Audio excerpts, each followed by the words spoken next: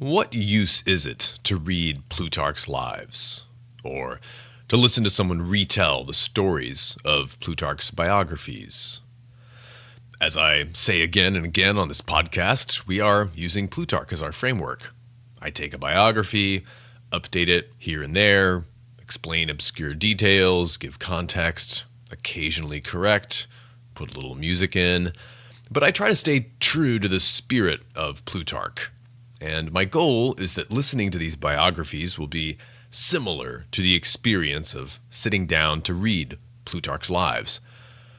So, do we read Plutarch's Lives for a definite purpose, with some practical end in mind?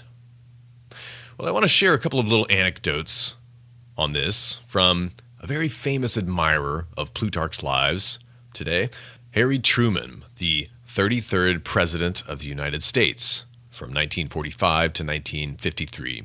He was the last U.S. president who did not attend college.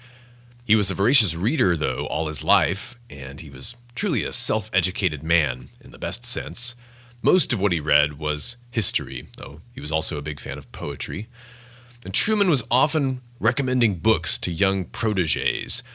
He once told a young man, who was aspiring to be a lawyer, that he thought the trouble with far too many lawyers was that they knew the law but did not know much of anything else. And he encouraged the young fellow to study the nature of man and to read about the culture and heritage of Western civilization in general. And he volunteered to give him a short list of about 10 books. It included Ben Franklin's autobiography, Caesar's campaign journals, and Plutarch's Lives. And as you've noticed by now, there's a lot of war in Plutarch.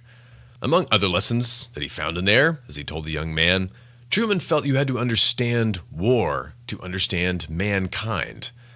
Because humans were always getting into wars, and if you didn't understand how wars happened, then you couldn't be expected to understand how to prevent them. That young man he was talking to did become a lawyer. Not just that, he became an appellate judge in one of the 11 great regional circuit courts. That's the second highest judiciary rank in the United States. The man was nominated to that post by President John F. Kennedy. So maybe Truman gave him some good advice. So where did Truman first find out about Plutarch? Well, it was his parents. He later told the story of how his family saved up dimes, and then his mother or father, he couldn't quite remember which one it was, they sent in the mail for a fine edition of Shakespeare and another fine edition of Plutarch's Lives. And their edition that they had in their household was bright red, and his father used to read it aloud to Harry. And you know, Truman didn't just encounter Plutarch once as a young man. He read the Lives again and again throughout his life. He told an interviewer once, "They just don't come any better than old Plutarch. He knew more about politics than all the other writers I've read put together." And Truman told how when he got into politics, he was often faced with the challenge of figuring someone out. And he would return to Plutarch's Lives.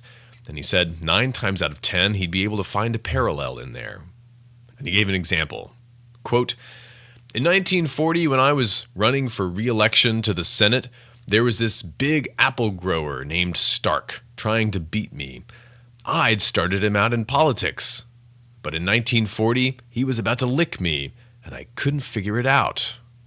But the more I thought about him, the more he reminded me of what Plutarch said about Nero. I'd done a lot of thinking about Nero. What I was interested in was how, having started as well as he did, he ended up in ruin. And Plutarch said that the start of his troubles was when he began to take his friends for granted and started to buy his enemies.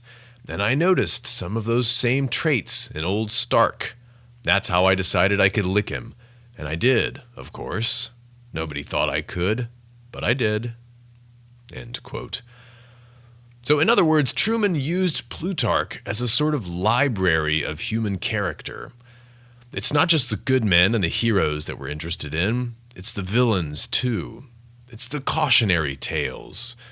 The bad ones are useful to us, not just because we want to avoid their example, to be different from them, but Because we will likely meet those sorts of people in the world, especially if we try to accomplish anything serious in life, and we'll have to know how to deal with them, not as villains, but as humans. Truman liked to say that the only thing new in this world is the history you don't know. Maybe you'll say, well, the internet's pretty new, the blockchain is pretty new. But of course he's talking about human nature. And as many a business leader will tell you, your hardest problems to solve are always people problems.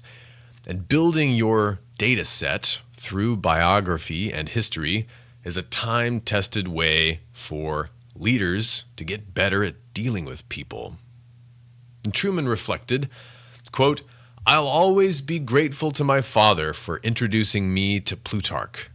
The things you happen on at an early age like that stay with you for the rest of your life." End quote. And they really do, don't they?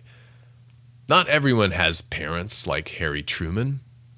Is there a younger person in your life you can direct toward the best sources of wisdom your culture has to offer?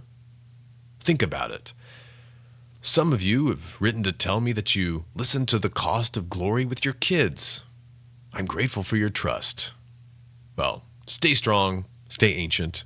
Until next time, this is Alex Petkus.